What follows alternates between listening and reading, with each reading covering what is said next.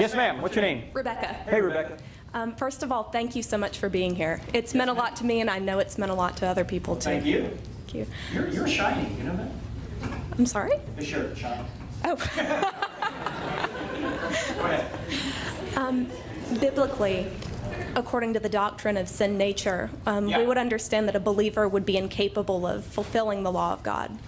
And just as believers, politically and culturally as advocates, how do we balance the fact that an unbeliever will never be able to live up to the perfect moral law with the fact that we would want our laws to match up to God's perfection as much as possible? In other words, how far do you legislate morality? Oh, that's a great question. We covered that in our first book, Legislating Morality, and that's a case-by-case basis.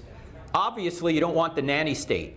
You don't want to have laws against everything that, that's just ridiculous. You want to have enough freedom so people can make their own choices. On the other hand, you don't want such a laissez-faire attitude that people get hurt. So it's going to be a case-by-case basis.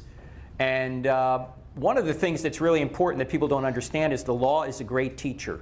Let me just give you one example of this. 150 years ago, we basically went to war over slavery, right? Our country was divided over the issue of slavery. How many people today think slavery is an okay idea, a moral idea? Virtually no one, right? What changed? Are we more religious now than we were 150 years ago or less? We're less. Yet we have a better moral view on slavery. What changed? The law changed. The law helped teach people right from wrong. You see, many people think whatever's legal is moral and whatever is illegal is immoral, so we can't give up on the law. Same thing is true with abortion. Most people were pro-life in 1973. Now we're about evenly split. Why? The law changed.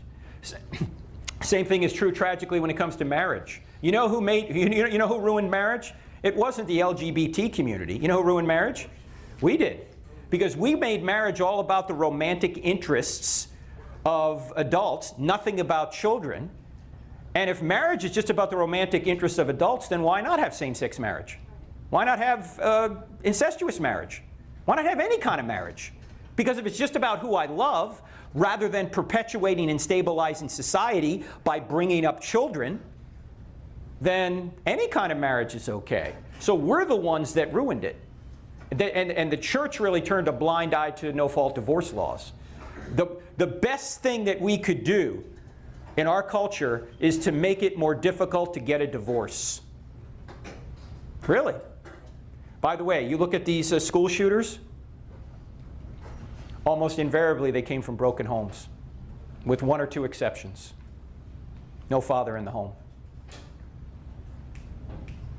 That's part of the problem. Part of the problem, whatever you think about gun control, if you didn't have people out there who were angry, it wouldn't matter, right? You wouldn't have people out there who had an emotional instability. It wouldn't matter how many guns were out there. The guns are the symptom.